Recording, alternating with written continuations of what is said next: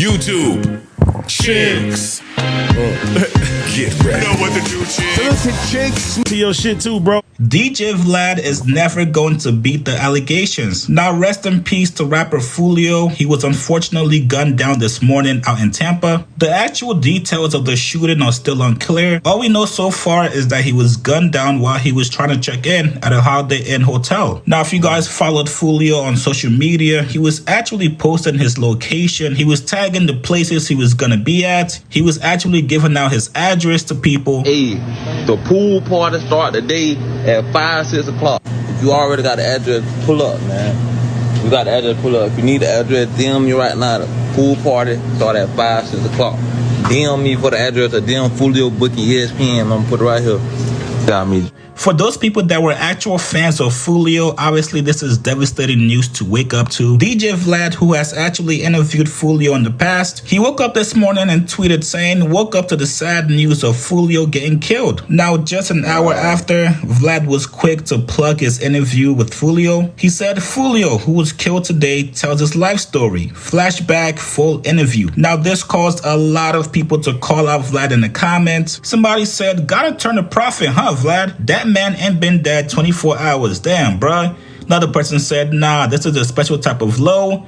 Somebody else says, marketing this way is wild. Damn, bro, come on. Now the tweets actually get darker and darker. I'm not gonna get into those tweets, right. But this is one of the criticisms people always have against Vlad. These are some of the culture vulture claims people have against him. Using his death to try to make a profit, to try to get clicks and views is not cool. But unfortunately, this is Vlad's MO. Now, I actually like Vlad. No matter what you think about him, you can't ignore the work he's put into the culture. The man has a lot of legendary interviews. You cannot deny him that. For me personally, this is just the one specific thing that I do not like that Vlad does. Now, Vlad has actually explained it in the past. I believe Vlad says he drops these interviews after people pass, just so anyone who's not familiar with them, anybody who do not know about their work, their life story, can be familiar with them. Now, I personally think that's bullshit. There's tons of articles about the person. The video is still on YouTube. And also, if you're gonna re-upload the interview for that reason only, you don't gotta put the ads on the video. At least give it a week after the person dies before trying to make money off their name, especially if it's somebody that was kind enough to give you an interview on your platform. Now, hours later, Vlad actually doubles down and posted the same interview again. And if you go in the comments of that video, a lot of fans are not happy about it. People are calling out Vlad. Now, I don't think Vlad is broke. He doubled down. Wait, is this the same thing that 𝙿𝙾𝚃 was basically under fire from with Joe Budden and Kevin Samuels and all that stuff, right? Yeah, it's one of those tricky things, man. And this has always been something that Vlad was like the pioneer of it. Let's just say that. Yeah, and he's the one. So it's like, I don't know. He's like profiting from violence, kind of. Like, is that what you're getting at? No, just like when somebody dies, dropping their interview. Like they think it's nasty. Yeah. And there is a certain level of that where it's like, it's kind of fucked up. But they've defended this. Vlad has defended this for years because that's literally like one of his biggest things that people get at him for. So he consistently does that. It's consistent as hell. Okay. Yeah, like, I don't know. Which is why at this point it's like RIP to Foolio, but I wasn't surprised. Right. Right. That he posted it twice either. Yeah. The only thing that I've been hearing, I've heard two people say this. I've heard Joe Budden say this, and I've also heard Chig say it just now. Is they say turn the ads off. Oh. I don't know if this is a feature that I haven't seen, but in my mind, you can just flip it like a switch? Fuck no. That's like, you can turn the ads off so you can't be monetized, but you as the viewer wouldn't know because they're still gonna put ads on. They're still gonna, whether you're profiting from or not, you're still gonna get ads. Yeah, so it's like, it's just, People get ads like when they watch our shit sometimes. All the time. Yeah, if you don't have premium, you get an ad. If you're not monetized, you get ads. Like regardless of whether you're making money. Yeah. So when people say that, I'm like, bro, I don't think that's ever been a thing where you can just turn advertising off. Yeah, it's weird. That don't sound right. Yeah, like YouTube is like, why would he might not want to get paid, and he has the option to turn that off. Yeah. But they gonna cash their check still. YouTube every time. Yeah. Either way, so we should be mad at YouTube.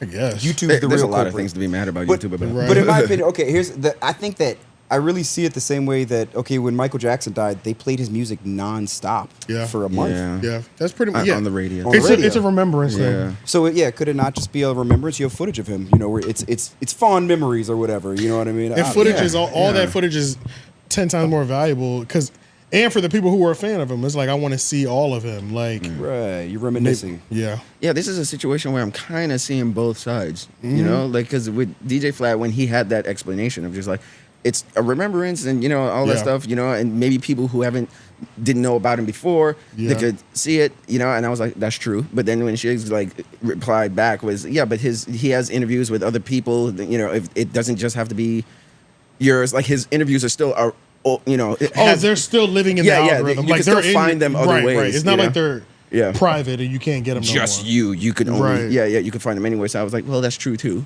It's hotter in the algorithm though, so it'll go to the top. Yeah. So it's a slippery slope thing, Like I don't know. I don't know where exactly the morality is. I agree. Because it's like you have. I think the morality is. I think I might have heard somebody talking about this. I can't remember.